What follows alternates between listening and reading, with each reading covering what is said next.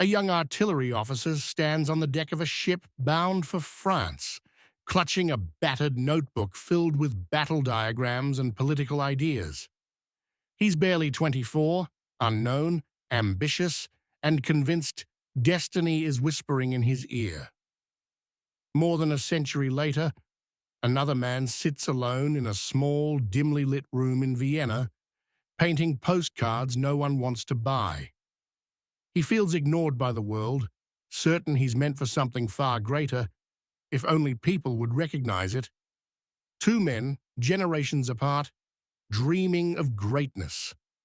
Two careers that would rise from obscurity to absolute power. And two legacies that would clash across history, like a chilling echo. The comparison between Napoleon Bonaparte and Adolf Hitler isn't simply a study of leaders. It's a study of how ambition can transform nations and destroy them. But the similarity ends where morality begins, because one reshaped Europe through a blend of genius and arrogance, while the other plunged it into darkness through hatred and ideology. Their stories run in parallel, but the lines bend in drastically different directions. Napoleon's rise begins in the fiery chaos of the French Revolution. France was a nation tearing itself apart. Monarchists, republicans, radicals, foreign armies closing in. Amid this storm, Napoleon proved himself not just as a soldier, but as someone who understood the rhythms of war better than anyone around him. During the siege of Toulon, he famously took control of artillery placements, turning the tide of the battle and catching the eye of the revolutionary government. He wasn't noble-born, he wasn't wealthy, but he knew how to seize opportunity. The revolution had torn down old hierarchies, and Napoleon slipped into the empty spaces they left behind. Hitler's rise, too, began in chaos, post-World War I Germany. But unlike Napoleon, whose early achievements were rooted in military merit, Hitler's ascent grew from political discontent. He found power not on the battlefield, but in beer halls, sharpening his speeches, learning which words stirred anger and fear. While Napoleon studied military strategy, Hitler studied crowds. He learned how to shape their emotions, their resentments, their nationalism, turning failure into a personal mythology. When Napoleon earned promotion through victories, Hitler built influence through manipulation. Both men stepped into leadership during moments when their countries were desperate. France was fighting for survival on all fronts. Germany was drowning in economic collapse and humiliation after the Treaty of Versailles. Each nation wanted a savior, someone to restore pride.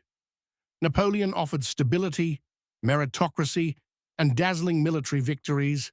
Hitler offered scapegoats, promises of restored greatness, and brutal ideology. The French rallied behind hope. The Germans rallied behind fury. Yet for all their differences, the two leaders shared an intense obsession with expansion. Napoleon saw Europe as a chessboard. He moved armies with astonishing speed, defeating coalition after coalition. He crowned himself emperor, reshaped legal systems, and spread reforms that still exist today: civil codes, administrative modernization, educational reforms. But every victory pushed him deeper into the belief that he was untouchable. The same brilliance that built his empire blinded him to its limits. Hitler, on the other hand, saw expansion, not as strategy, but as destiny. His ideology demanded conquest, living space, racial domination, the destruction of entire populations. His ambitions weren't about unifying Europe under a new order, but about remaking the continent according to a worldview steeped in hatred. His wars were not merely battles for territory, they were campaigns of annihilation. Napoleon fought armies. Hitler targeted entire peoples. Both leaders made the same fatal mistake, invading Russia.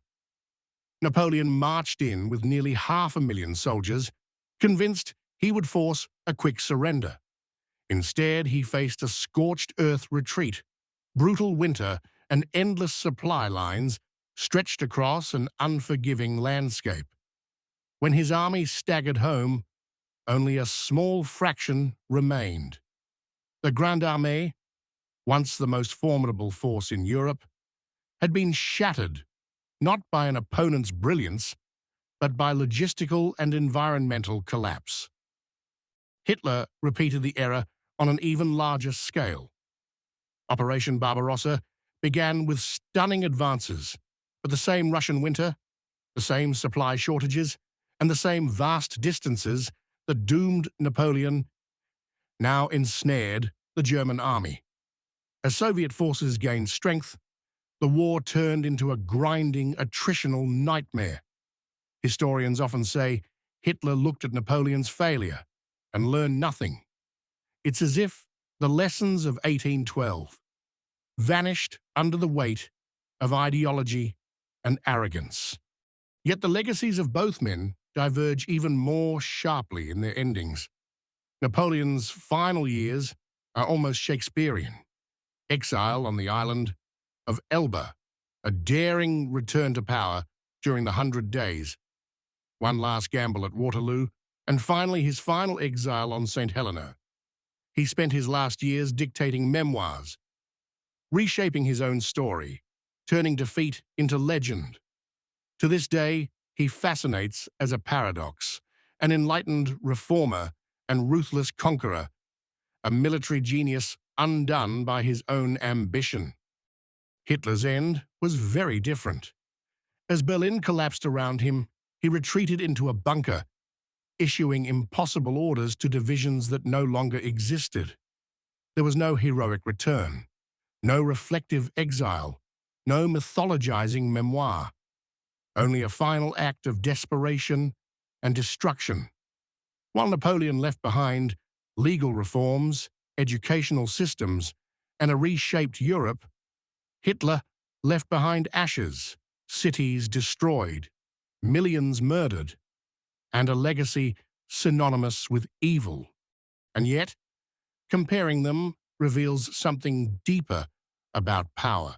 Both leaders rose from unlikely beginnings. Both harnessed national crises to propel themselves forward. Both were charismatic in their own ways, able to inspire loyalty and devotion.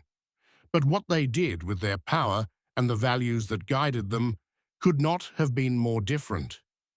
Napoleon often saw himself as a modernizing force, someone restoring order after chaos. Hitler saw himself as the agent of a racial revolution, determined to impose his ideology on the world, regardless of the human cost. In the end, history remembers both men, but not equally. Napoleon's name is surrounded by complexity, admiration, criticism, fascination. He reshaped Europe, but he also drenched it in blood. Hitler's name, however, stands as a warning, not a legacy, a symbol of where hatred leads, a reminder of the fragility of civilization and the devastation one ideology can unleash. Two men separated by a century, two empires built on ambition, two legacies that show the best and worst of what leadership can become. One became a figure of myth. The other became a figure of horror. And together, their stories form one of the most haunting comparisons in history. A reminder that power, unchecked, can elevate or destroy, illuminate or darken, build or burn.